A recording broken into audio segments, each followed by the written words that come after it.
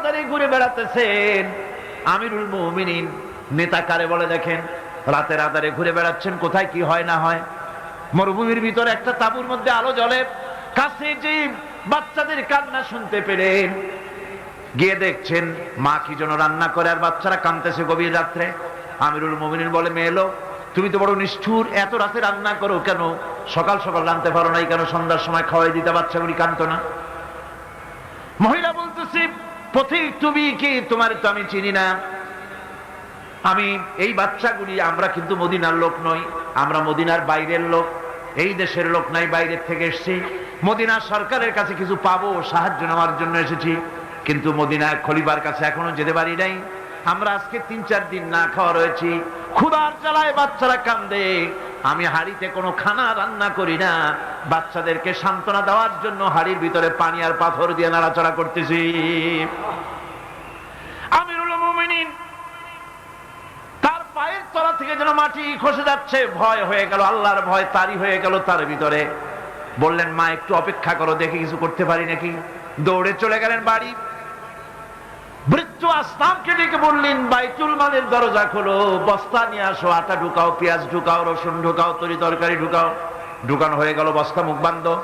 আমিরুল মুমিনিন বলছেন, আসলাম এই বস্তাটারে এবার আমার মাথায় উঠাইয়া দাও।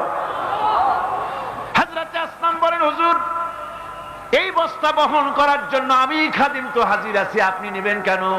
আমিরুল মুমিনিন বলছেন, দেখো যেই দৃশ্য আমি দেখে এসেছি, কিয়ামতে আমারে আসামি বানানো হবে, তোমারে বানানো হবে না, কাজী আমার বোঝা আমার মাথায় উঠাও।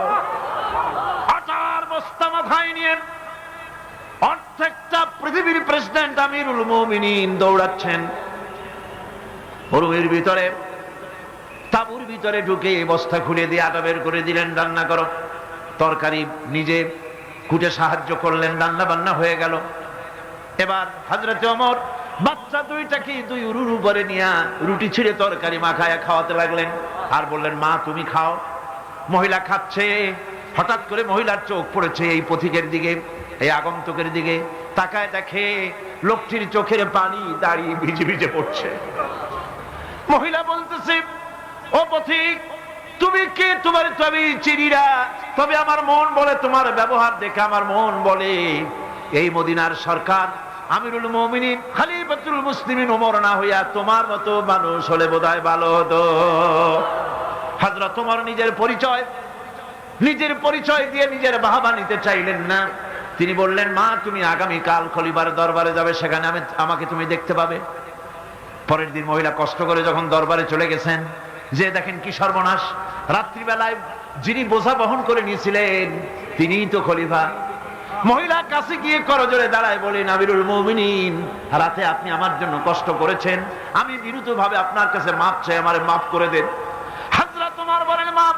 উল্টা আমার কাছে মাপ চাইও না, তুমি বলার আগে আমি খোঁজ নিয়ে যে তোমার খাবার পৌঁছাইতে পারি নাই, এই জন্য কিয়ামতের দিন আল্লাহর দরবারে ওমর রে আসামির কাতারে দাঁড় করাইও না।